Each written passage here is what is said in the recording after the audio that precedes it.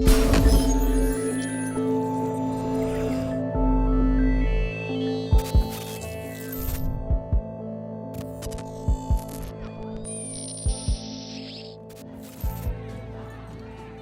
morning, good afternoon, good evening. Thank you so much for joining us from everywhere you're joining us from.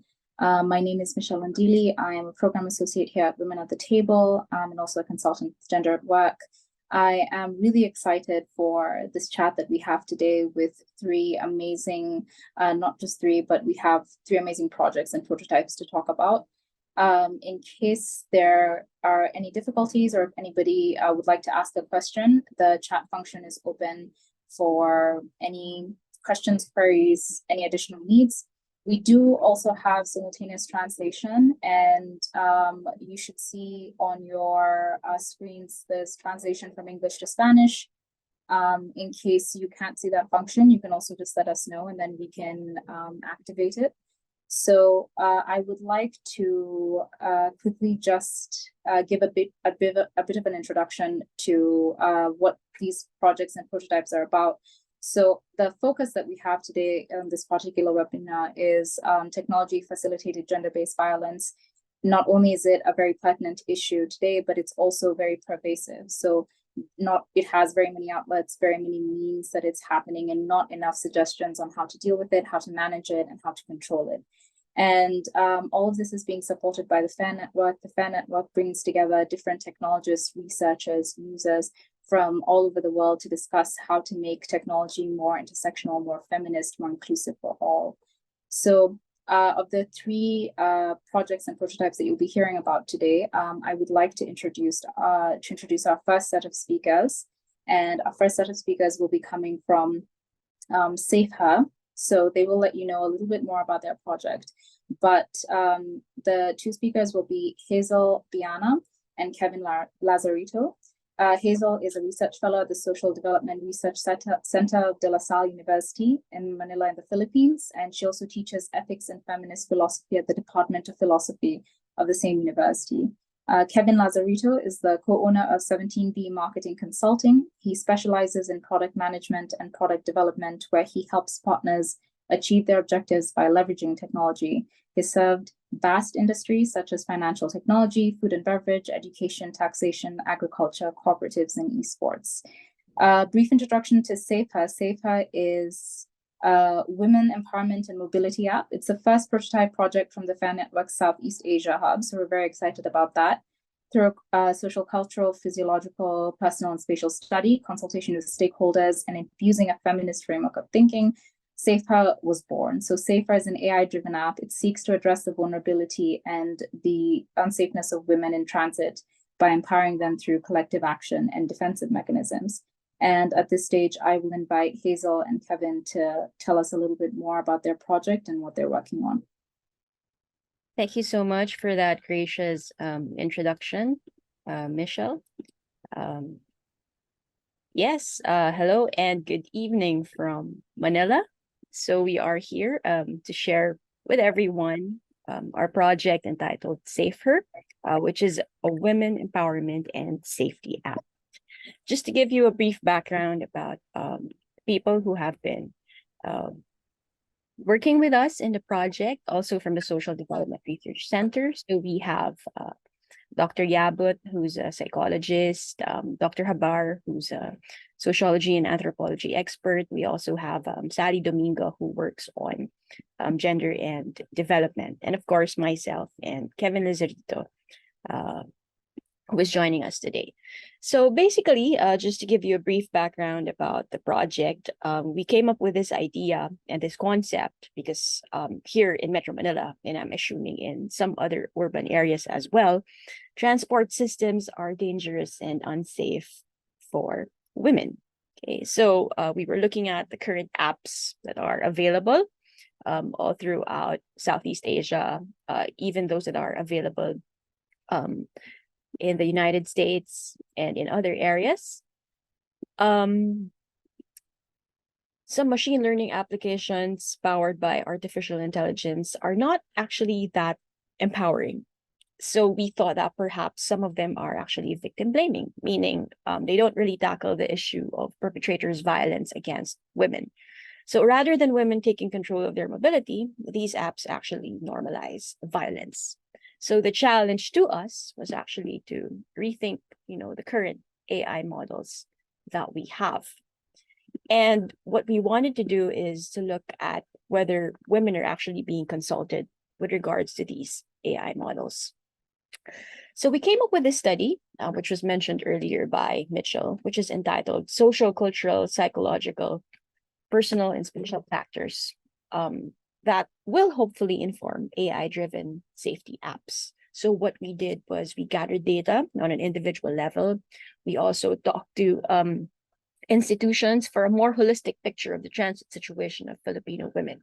So the question that was posed was what women safety app concept can be drafted given everything that's actually happening right now. So we did some ethics clearance and consultations. We did an online survey. We did focus group discussions. We also did an ethnography, and basically we went into the app concept development. Okay, so just some findings on the first phase of the project. So we found out that women are actually empowered when they're in transit, and they actually consider being in transit as something that's meaningful. However, they know that there are certain events that are actually beyond their control.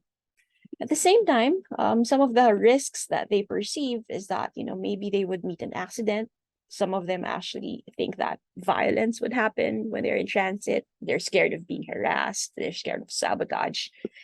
And because of all these things, they try to practice self-protection measures, such as being vigilant and checking their surroundings. Now, some other findings as well is that when they travel, Filipino women try to present themselves as confident and assertive, especially when they're traveling alone. So they want to make sure that their mental faculties are alert. This is quite surprising, though. Some of them bring weapons such as pepper sprays, pocket scissors, and even ballpoint pens.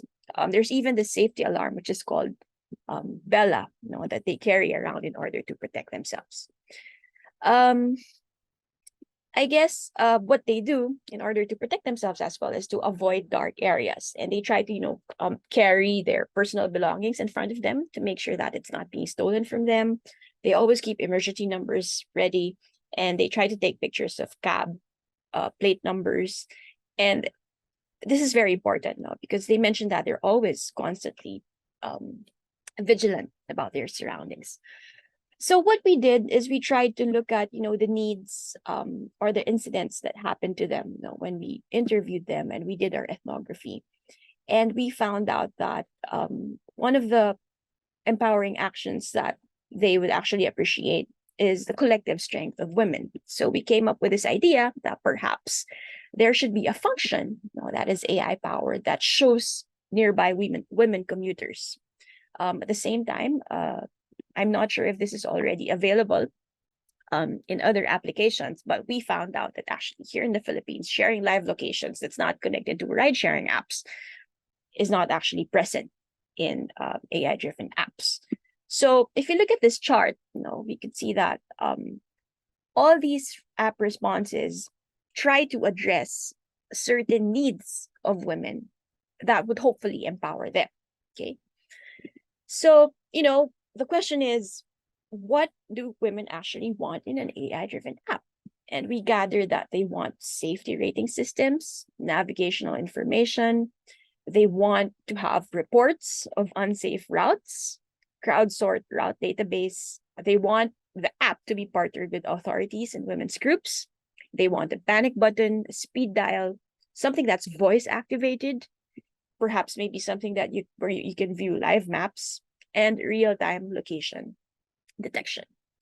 So what women want in an AI-powered app is actually what we're presenting to you right now, and it's called SafeHER. Okay, so SafeHER has these primary functions. Okay, so for now, there's an AI-powered SOS alert, which when enabled is actually going to sound an alarm, flashlights, hopefully report the incident to a government or local government unit. An emergency text is sent to emergency contact, and there are front and rear photos that are being taken. Okay.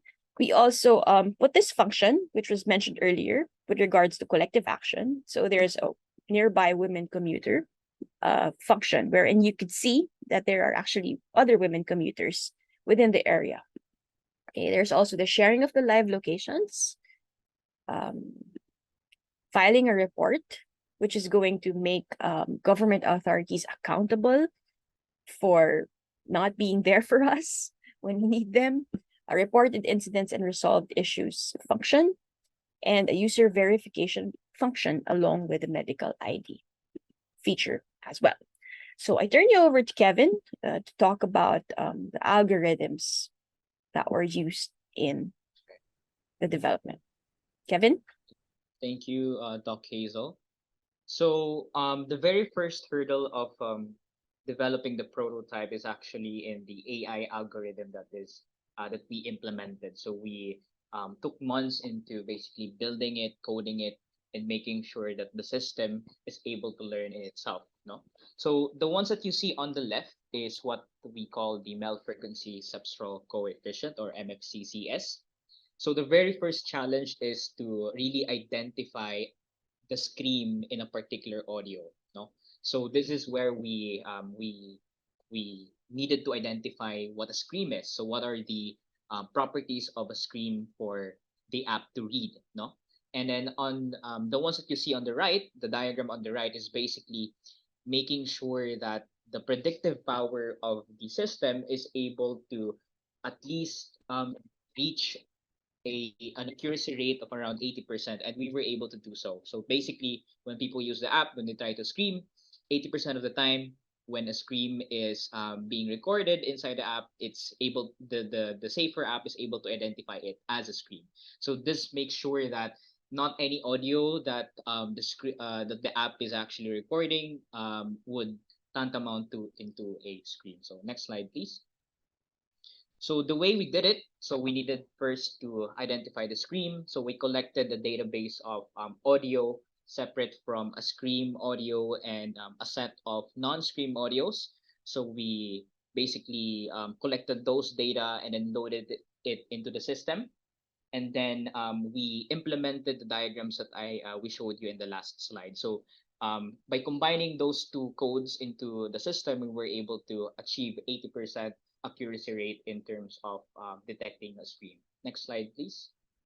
In terms of the crash detection, part of the AI function of the app, the very first that we were able to implement is basically an accelerometer sensor from the phones. So we just enable that, and then by defining a set of rules that basically is equal to a crash detection. So next slide, please. And then in terms of the geolocation function of the app, the sharing the live location, making sure that the location is being sent to your emergency contacts, we basically set rules for the geolocation sensors from the phones. And then users are able to feed the data into the system by turning on their geolocation. And then our step 3 was that data from the step 2 feeds the database of the app and shows reports within a 5-kilometer radius. So basically, we harnessed the tools from Google Maps from their APIs to make sure that the geo function works as is intended. Next slide, please. So we're going to show you the works of the scream testing. So I think there's no audio, but technically what you see on screen is basically how the system is able to detect the scream from the back end side. Next slide, please. So this is the SOS alert, part of the SOS alert audio functions. So what you see here is that the app is able to stop harassing me. There you go. So the Stop app is able to me. Police have been contacted and are on their way. Right. So the app is able to execute the security protocols such as the flashing the lights, the alert, and then also at the same time taking photos from your phone during the incident. Next slide, please. So this is the function about the SMS alert and geolocation in action.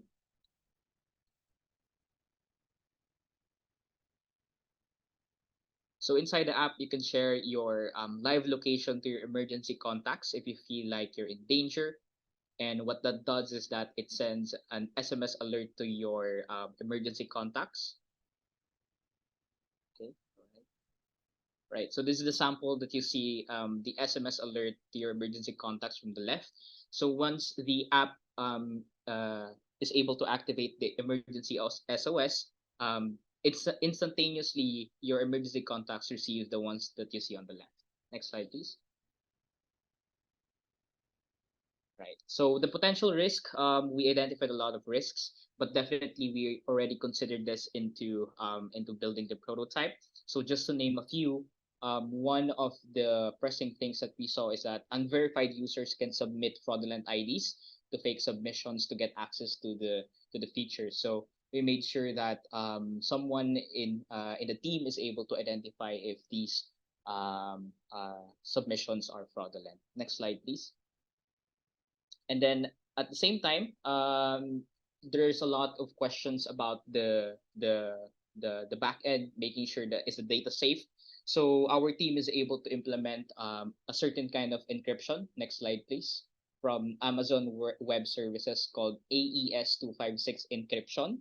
Basically, it's impenetrable, so it's unhackable, and it's all the data that is inside the SafeHER app is encrypted. Next slide, please. And I think to tell us more about the community stakeholders, Doc Hazel, back to you. Yes, so a few months ago, we did an alpha launch with some of the community members. So we have people from the barangay. We invited the Philippine National Police. We also invited the Philippine Commission on Women and the Violence Against Women desks. And we wanted to get some of their feedback on the initial model of SafeHER. So throughout this launch, we were actually trying to negotiate and finalize some memorandums with them. For example, with the Philippine National Police, the Women and Children Protection Center, we hope that we could actually link the SafeHER app to the reporting system. And we also would like to hope that they would actually respond to the incidents that are reported through the SafeHER app. We also have an ongoing discussion with the Light Railway Transit Authority, and hopefully that it would push through, and that they would actually promote SafeHER in all their trains and their social media pages. So just some plans for the future for SafeHER. We're planning to also integrate quote unquote safe word to trigger an alarm and alert. We also hope to customize some of the alerts to local languages, especially the Filipino language. And we're also planning to have a capacity building workshops and seminars in order to test and to promote SafeHER in various Manila barangays or villages that are close to the urban transit systems. So just as a conclusion, the empowerment of Filipino women in transit is a combination of defense mechanisms alongside the idea of a collective action. Of course, this requires the cooperation of both local transit authorities and government units, and we must demand for their support. So SafeHER is informed and conceptualized to allow Filipino women to be safer and AI empowered. So just as an ending, we'd like to share with you a video of the app.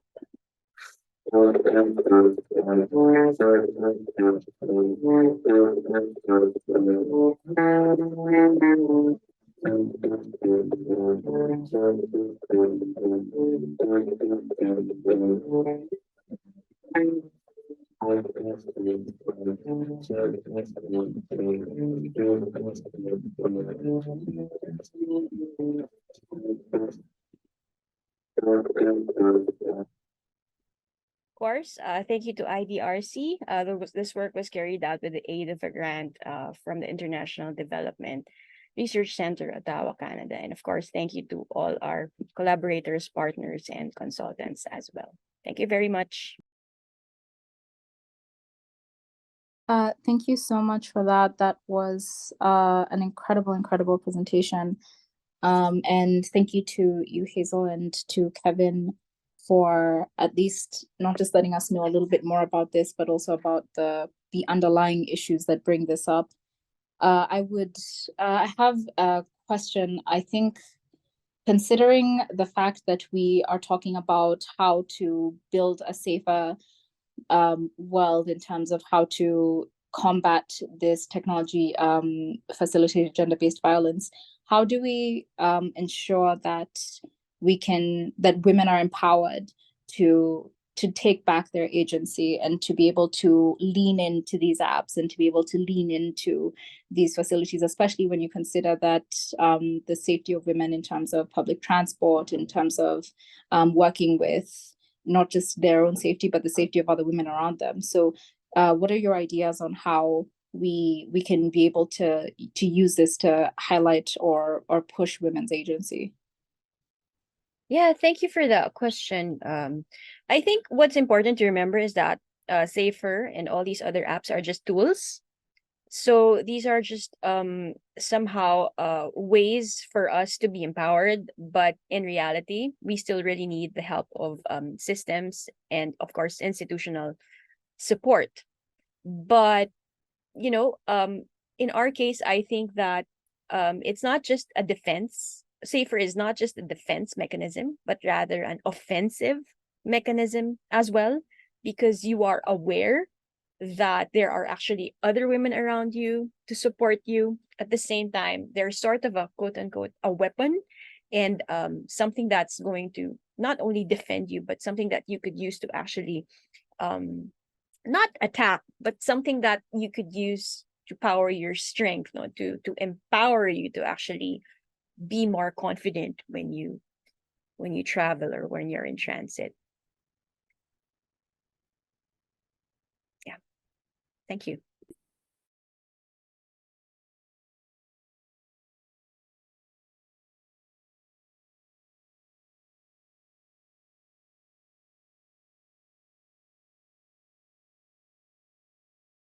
You're muted, Mitchell. Yeah. Kevin, you want to add something to that? Yeah, sure. To add, I guess one important piece into making sure that women are empowered is that the aspect of being partners with government agencies and responders. I think that's one thing that has been one of the major finding in the research was that they need the support from responders, and SafeHER is able to do that with the partnerships that we're actually building. So knowing the fact that I you think have that's amazing. If you can just let me know if you can hear me really quick. Yes, we can hear you. Right. Okay. So yeah, thank you. Yeah, I think someone's raising their hand.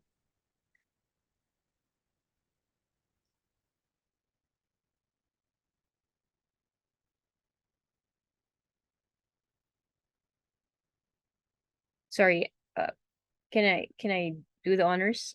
I'll call on Jorge Ortiz. I think you have a question. Wait, how do I?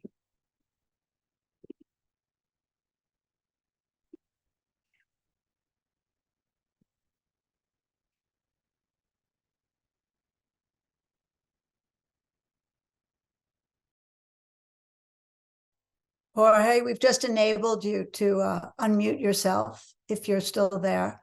Otherwise, we'll take questions afterwards. There'll be a panel discussion after the 3 presentations. So Jorge, you there?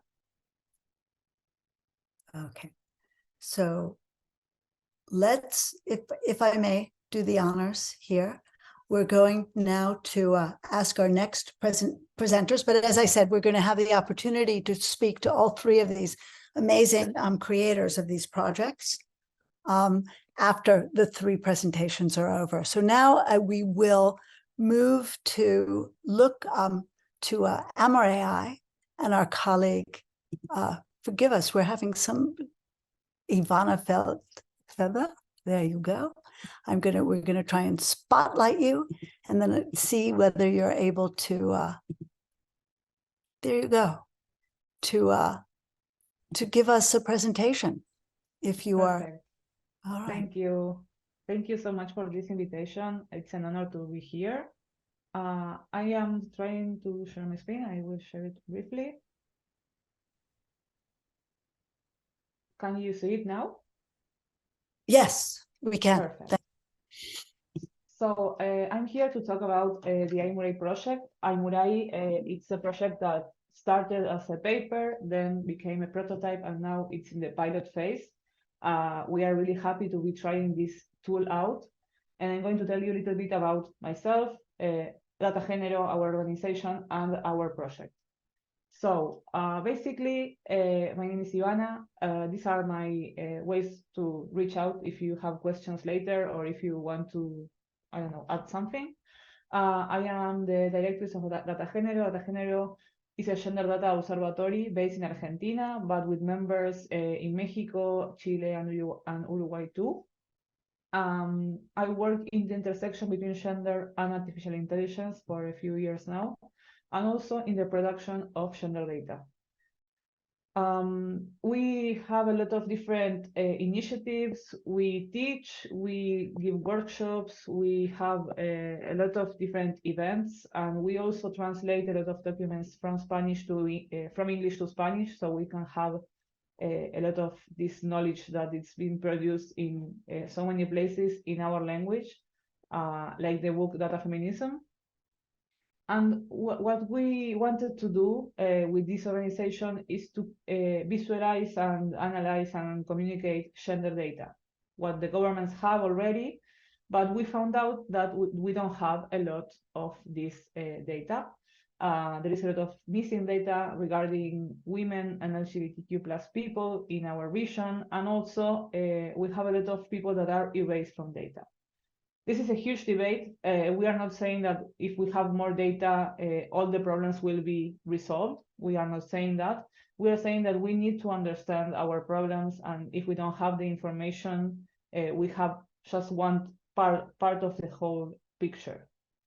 So I'm going to talk a little bit about gender-based violence, feminicides, and transfeminicides. So if you are sensitive to these issues, you can just mute this part and come back for the next presentation. I'm going to talk about the AymurAI project. We have 4 different areas that we are trying to tackle. The first one is using AI-based technologies to promote open justice in criminal courts, specifically in Argentina. We are implementing this tool. It's a software that is open source in 2 criminal courts, the criminal court number 10 and 14.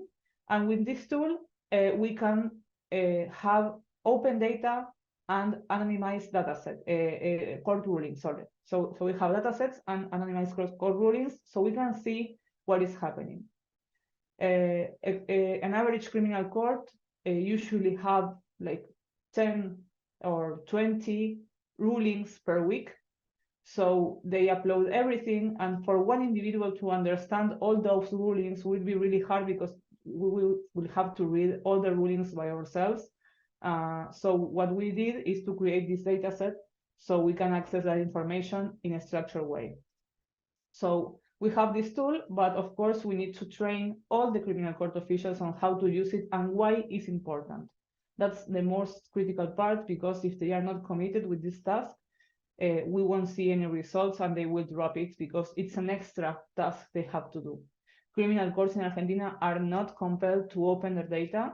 They are compelled to send you a court ruling if you ask them one court ruling, but not all the data. That's a huge task, and only a few criminal courts in our country are doing that. And we want to help them to do this easier, and also to lure more criminal courts to be in this project. This is a long-term project. This is not something that is going to happen from one day to another. So we want to start implementing this tool in different criminal courts and and we want them to start to collect data, collect a lot of data regarding all the court rulings. And after some time, the point 3 will take place, that it's the data analysis and visualization. That's a part that nowadays we don't have a lot of data to create this analysis. So it's really hard to draw some conclusions from the data that we have right now. We are in a really seed stage of our project. Although we have a huge tool and it's been implemented and everything, collecting data that can be representative of the population will take a lot of time, a lot of criminal courts, and a lot of data. So we don't have that already. But when we have that, we can have some insights. We can understand, for example, how gender-based violence works in our country, and then we can advise policymakers on how to tackle this issue. That's our 4-step project, and it's really a long-term project. And I didn't say this before, but AymurAI, it means harvest in Quechua. That is a language from Latin America, from a lot of different countries. So we want to harvest the information and see what we can do with it. So this project tackles the issue of missing data on gender-based violence in Latin America. Although we are now only working in Argentina, we want to expand our tool to different countries because our models of our AI models works in Spanish. So they can detect names, dates, addresses. They can detect if a court ruling is talking about gender-based violence or not, and what the judge is deciding regarding that, and what kind of violence it is, if it's sexual or physical or economic or so psychological. We have a lot of different ways that gender-based violence can be expressed. And our project tries to see what is happening there. We are not yet working with femicides or feminicides because these criminal courts are not working with that kind of cases. We have a lot of different organizations that are counting feminicide in different countries. We have Feminicide Uruguay. We have here in Argentina a lot of organizations. So maybe we can try to do something with this tool to help them have better data in the future, but they have a great way of collecting and mapping the feminicides in our region. So we are focusing on what happens before that, what happens before reaching the point of a man murdering a woman, a trans person, a non-binary person, just because of their gender. So AymurAI is a tool that creates open datasets and also anonymizes criminal courts rulings so we can have quality gender-based violence data. That's something that I wanted to put in the slide because sometimes it's not clear what AymurAI does. So this is what we do. We create open datasets and we create these rulings that are redacted. We don't know anything about the person that is being involved in the particular ruling.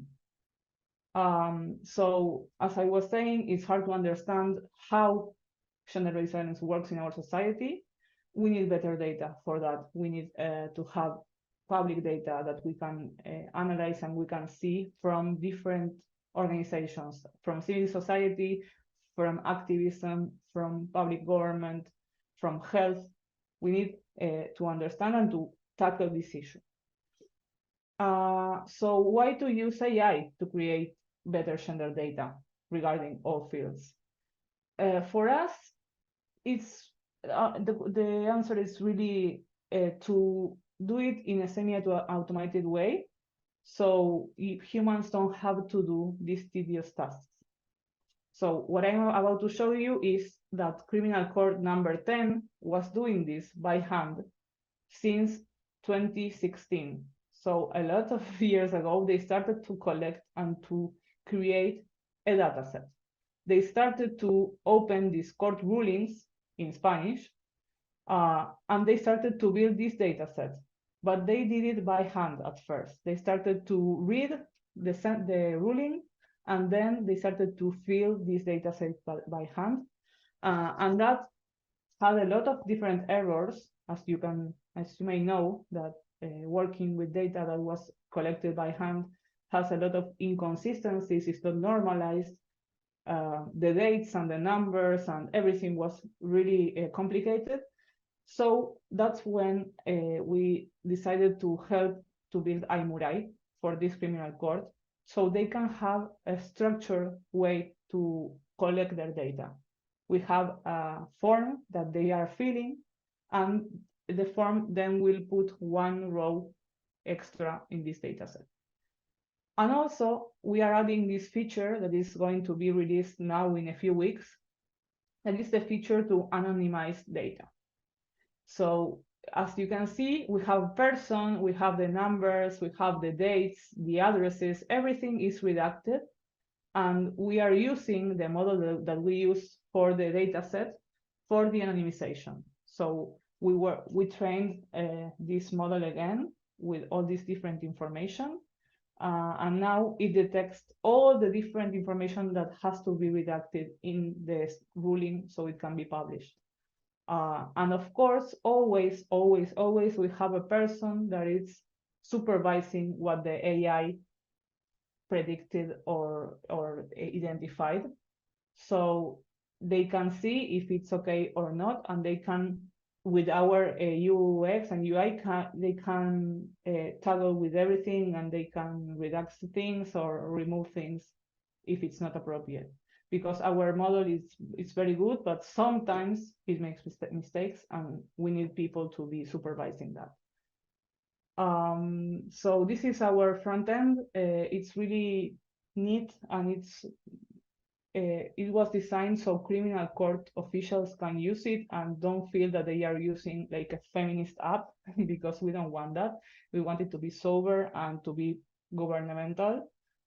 And you can have all the information about our project in AymurAI.info. And also we have GitHub and Hugging Face here. I will send the links later in the chat if you need to. Our model is in Hugging Face. We are updating it for the anonymization part. And all the code about the app and the model are also on GitHub.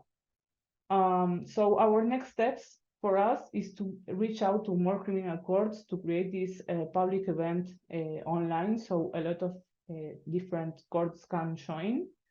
Also to have some rulings from different countries, so we can pass them through our software and see if it works. Because if it works, we can implement it easily in different countries. If not, we will have to label some data, retrain it, but it won't be long.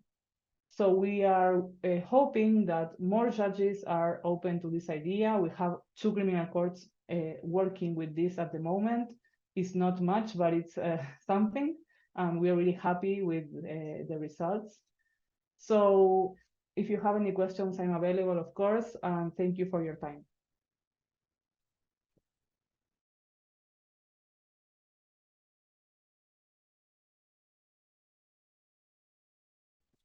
Thank you so much. Ivana, do we have any questions? If you want to ask anything, you can just put your hand up and we will get to you.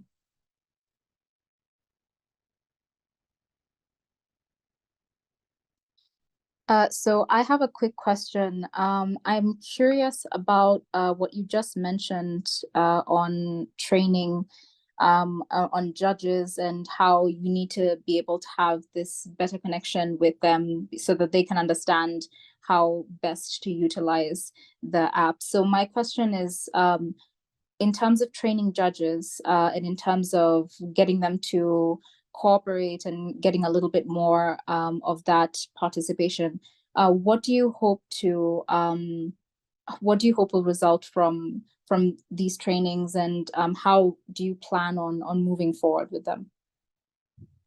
Yes, what we are trying to do with these trainings, it's for them to join our cause, to understand gender-based violence and gender inequalities in our society, and the potential on gender data, and how gender data can help tackle these issues. So if they are motivated with this task and this purpose, they can easily implement it in their criminal courts.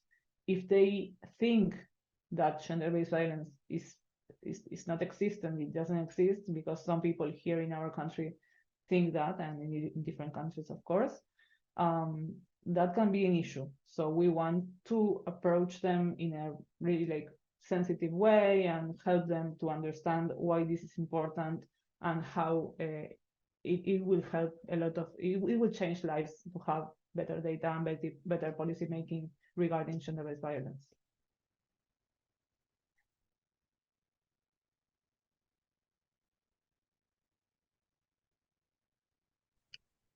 Thank you so much for that. And as Caitlin mentioned, we will also have an opportunity to ask questions right at the very end.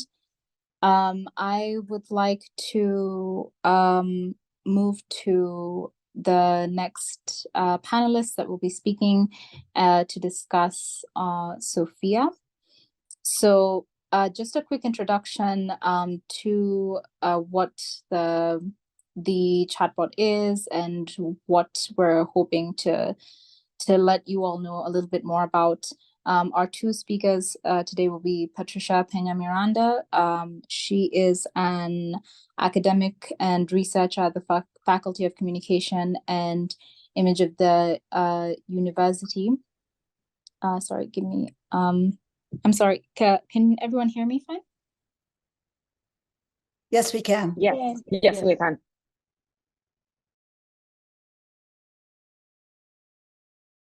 All right, sorry, an image of the University of Chile, where she directs the postgraduate diploma in digital communications projects. She is also the director of the Fundación Datos Protegidos, MSc in New Media. I will let Patricia let us know a little bit more about the project, and you can just introduce yourselves and yeah. Thank you, Michelle. Hello to all of you. Buenos días a todas, todes, if you are here or you just watch this. I'm with Daniela Moyano, that is connected from the university, another university.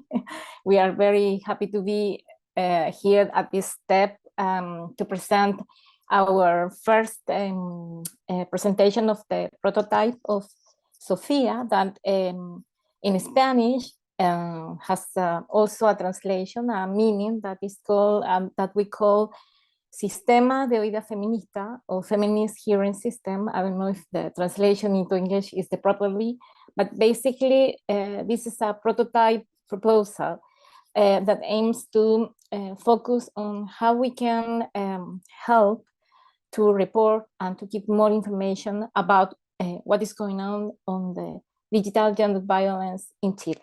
Like a big topic, a big issue, a big problem that is complex in many ways as gender violence in general. So Daniela and I also from two organizations that developed this project, Fundación Datos Protegidos, or Data Protection Foundation, and the Observatory of Gender Statistics and Intersectionalities. Sorry, so we kind of has been a very good alliance and collaboration, because Data Protected came from a previous work working from data protection, privacy, but also studying and making a lot of work in digital gender violence in Chile. Odegi came with a lot of experience about data collection, visualization from a feminist aspect, and also from feminist design. So this is our team. We have a very various also team, like in all of our projects. We have two coordinators, but also we mentioned here Jorge, that I think is connected, that was the developer. Tanya, that was all the UX writer process.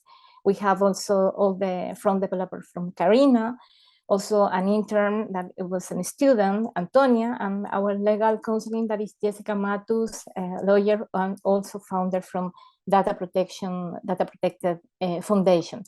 So as in many cases in this funding, we are in the second part of this process. We came from a previous research that proposed this idea, general idea. So our main objective with SOF+IA, that is a chatbot web-based, it was that first, considering feminist principle, there is a lot of discussion as well, and very similar to what happened with the mobile application about how these conversational agents that are chatbot type indeed could really improve many of the system that automatize the information that must give orientation, and in this case also must give some kind of possibility to report.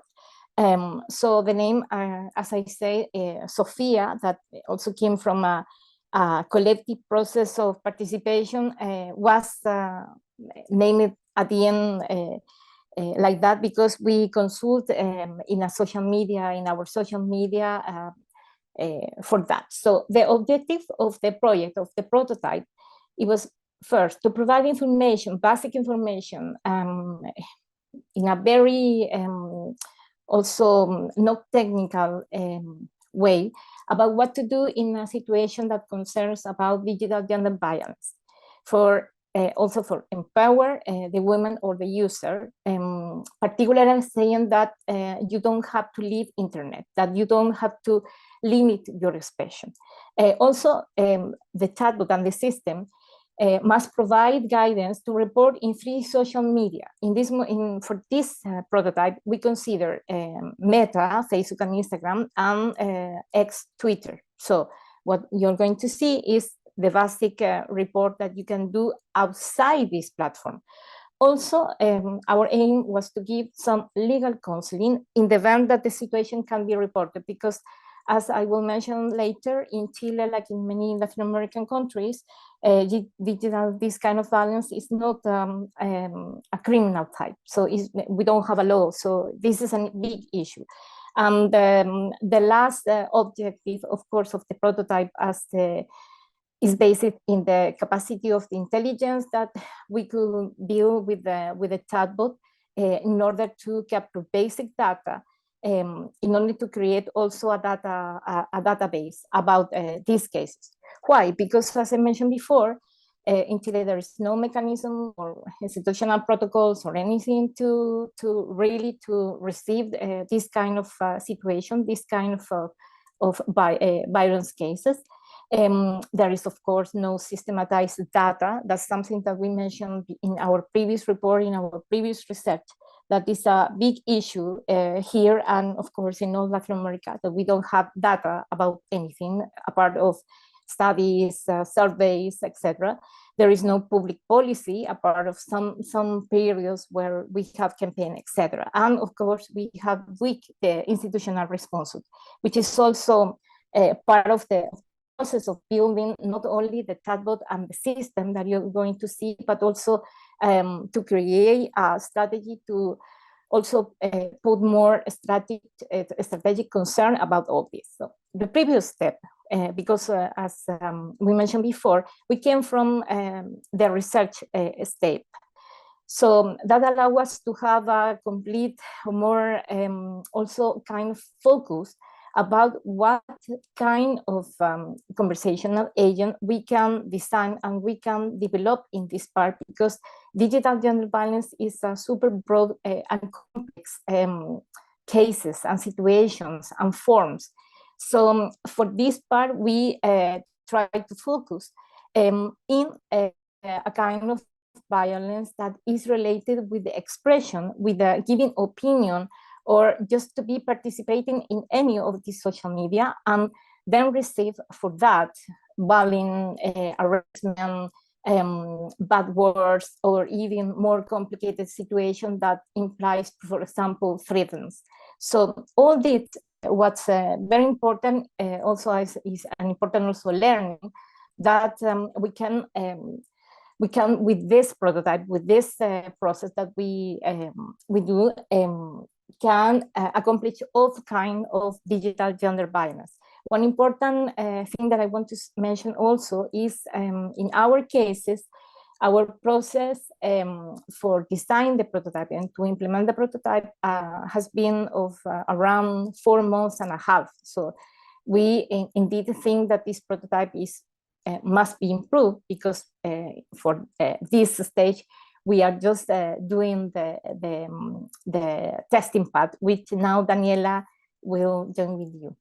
Daniela? Yes. We wanted to do a lot of workshops, but because of our lack of time, we could do only one. On May, we had an open call for gender violence survivors on social networks, and the workshop was held online with 6 survivors attended. Next, Patty, please. In this workshop, we did three activities: an introduction with an icebreaker, a role playing that in the next slide I will explain a little bit of that, and finally a closure with conclusions. Siguiente.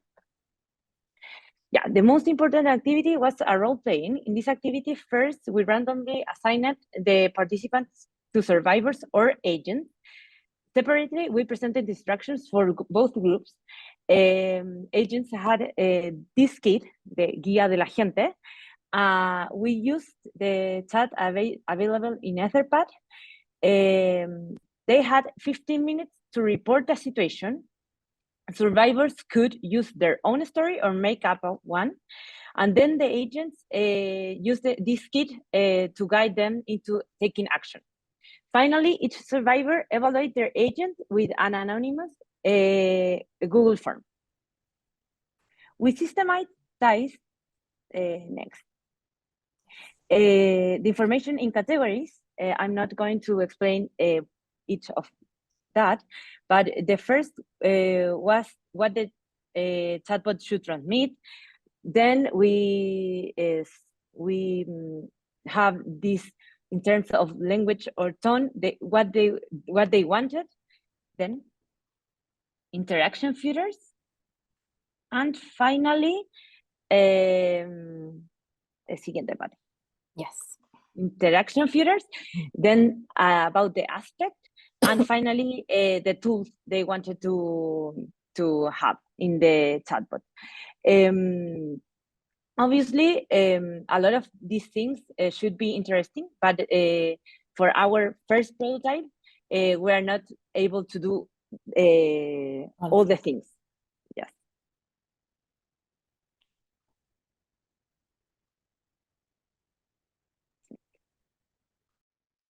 Yes. Oh, sorry.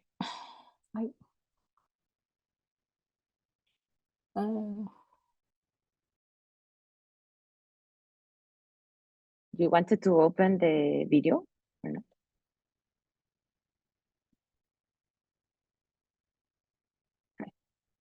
Pati, estás muteada. Now, yes. Sorry. Yes. Sorry for that. So, like Daniela says, well, with these tools, with this also adaptation from a feminist perspective, we were able to make this conversational flow that also is related how we are going to use this information and this data, and this is the diagram that we permanently see, and let us have a visualization of the process. So with this flow, with these steps and this strategy, we enter in the process of creating the treatments.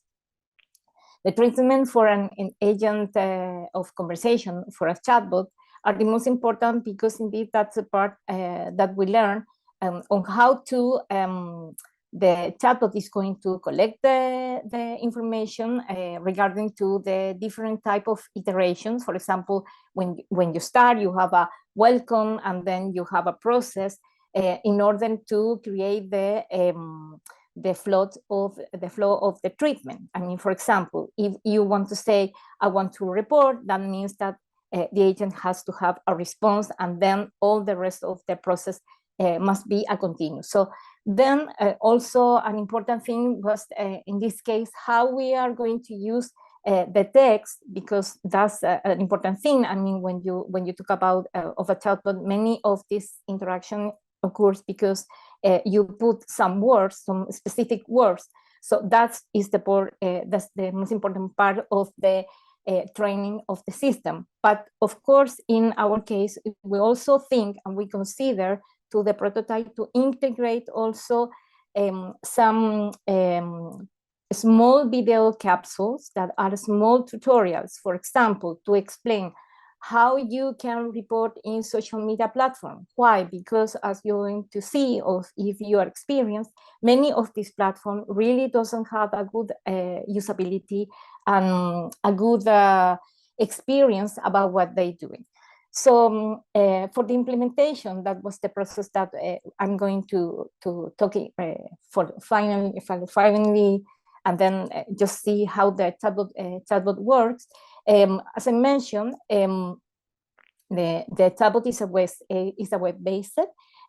We have in this case to work with a Scrum framework that is an agile methodology that also is very useful when you have a process like this, when you are testing and developing and just testing and developing, etc.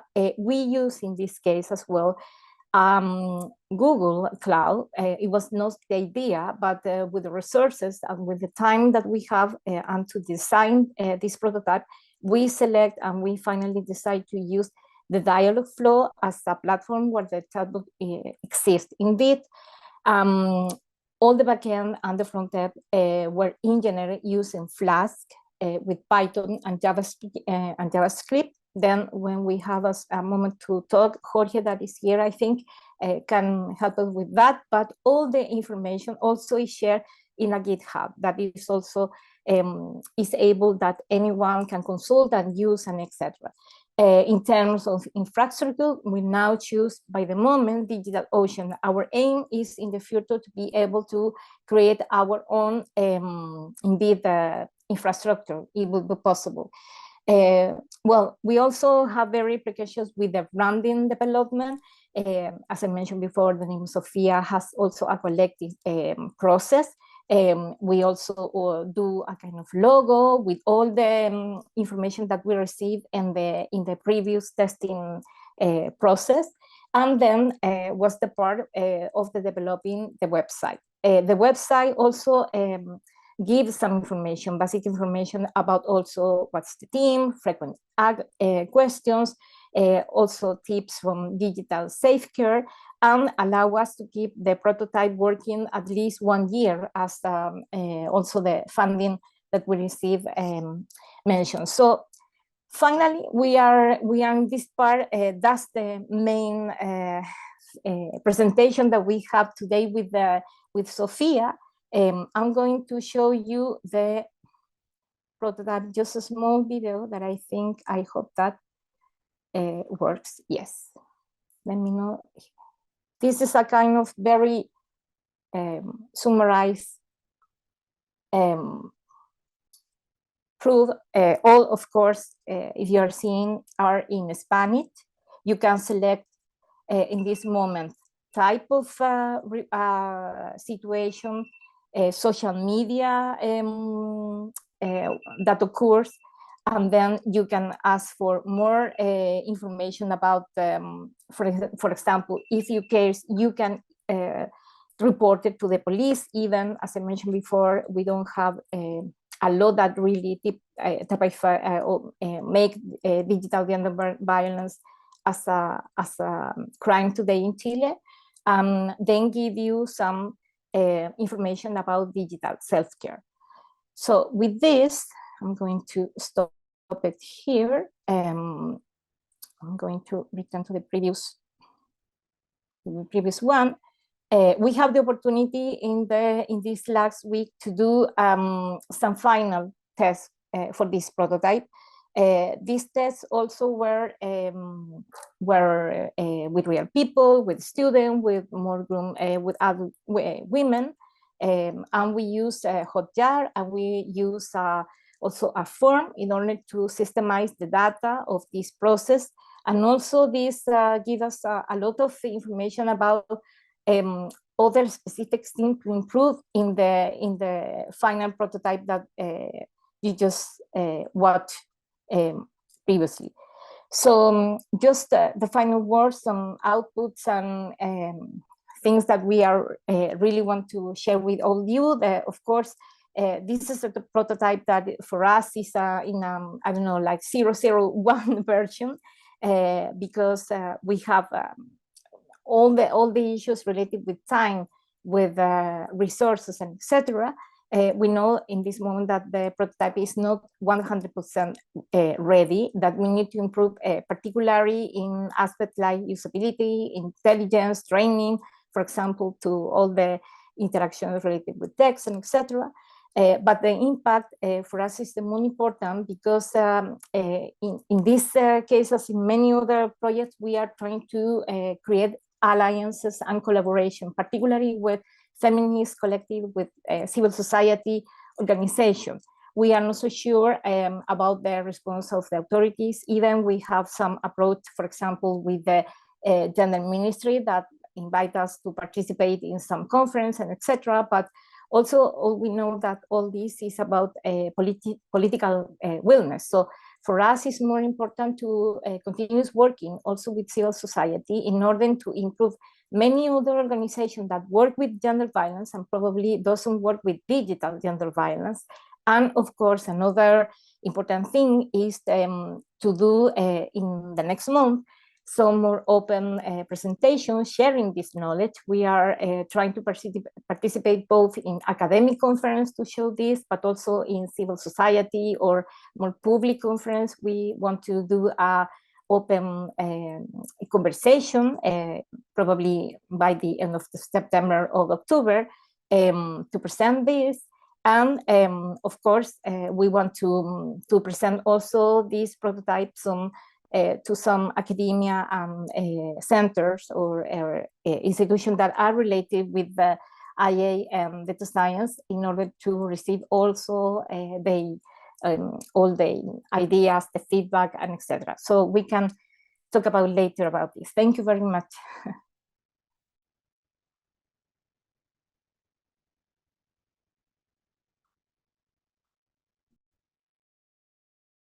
Thank you so much for that, and thank you to our three, the presenters for the three projects. I will now invite everybody to join a panel discussion where we'll be able to talk about the different approaches that you took. So for each of the projects, there's a very different way of looking at the transformative nature.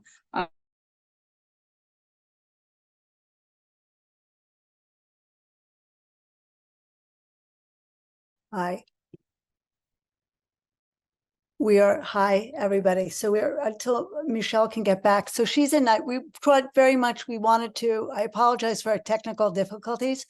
There are a little bit of challenges between being with Nairobi, Manila, Santiago, and also in and where you are in Argentina, Ivana. So we apologize. Michelle will be back soon. But I know that we all wanted to hear about why you chose the particular approach that you chose, because they're very transformative projects, but they deal with gender-based violence from very different points of entry. So let's start with Patty, because she hasn't had a chance to have questions asked directly of her, but we will ask that of everybody. So Patty, why this particular entry point? Yeah, it's a very good question. Indeed, when we do the research stage, the paper, we really think about how indeed in our continent, in our countries, digital gender violence is approached. And mainly, this is a work that do in a very silent and very effort way, many civil organizations from feminist collective and etc., and not from the institution. And so it's a very volunteer work to give, for example, information or to promote campaigns, or even to have a moment to give a workshop and etc. So that was the one thing, how we can improve with a tool that could automatize and work like 24/7 more or less. That's when the agent conversational, when the chatbot appears like a good idea. But of course, we understand that the chatbot doesn't work by alone. So in any case, we want to replace other things, because digital gender violence is a complex issue. So it needs also a system, even a community. But the second thing that I think we are trying to achieve is how we can use also this kind of tool in order to collect data, because that's an important issue also for to do incidents with public policies, with authorities. If you don't show data, if you don't see how big with the recurrency, the frequency, for example, and also has another aspect that is related with the critique, with the answers and the solution that give the social media platforms. Of course, they have a system to report, but what we saw is that the experience of doing a report in any social media platform today is not good, because you don't have an answer. You are just treated like a client. They of course could be say, oh, yes, we received your report and we don't see anything bad. So the experience is super bad. So for us, what's important with this project is how we can improve many things that are happening in a very fragmented way.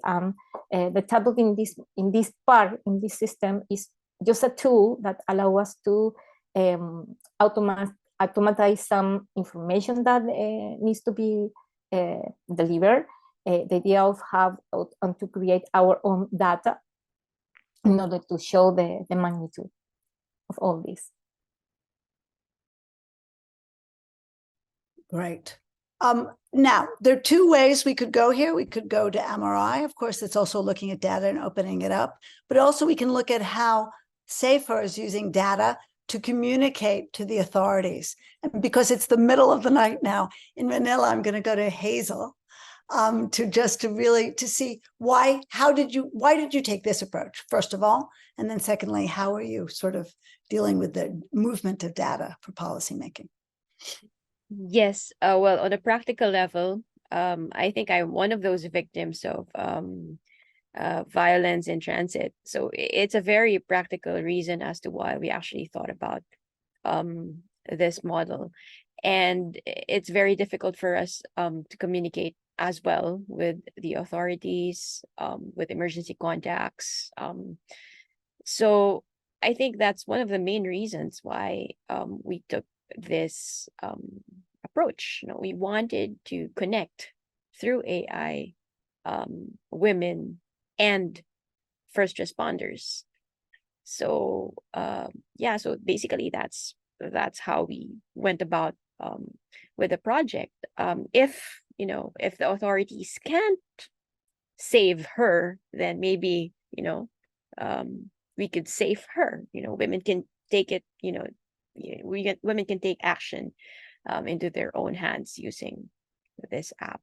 So yeah, it's just very, very simple, actually, the thinking behind it. We love all these practical solutions, taking the making of tech into our own hands for tech that's useful for us and our lived experiences. So I'm going to ask Ivana to give you a chance to also answer this question about your entry point here.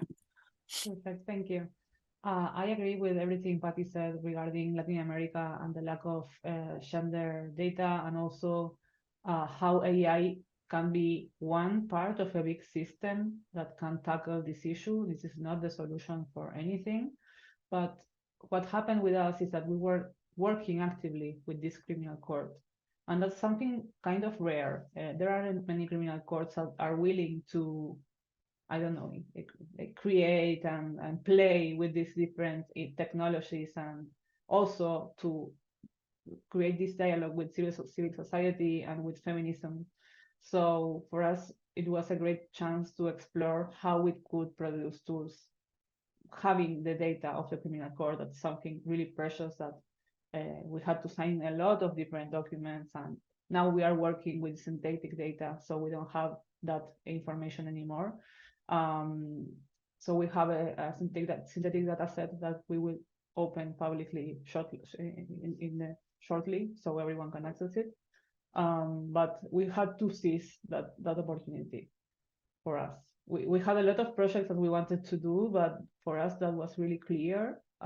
We started thinking about doing it in Mexico too. That was our first draft of the paper. But later on, we found out that our Mexican counterparts didn't have like the reach we needed in the criminal courts in Mexico. And it's really, really hard. So we are kind of squeezing our criminal courts here that are opening the doors to have a great product that we can use later on in different countries. So I'm going to actually do the follow-up question to you that I'll then share with everybody else about what other people call scale and what we as a feminist network have elected to call replicability.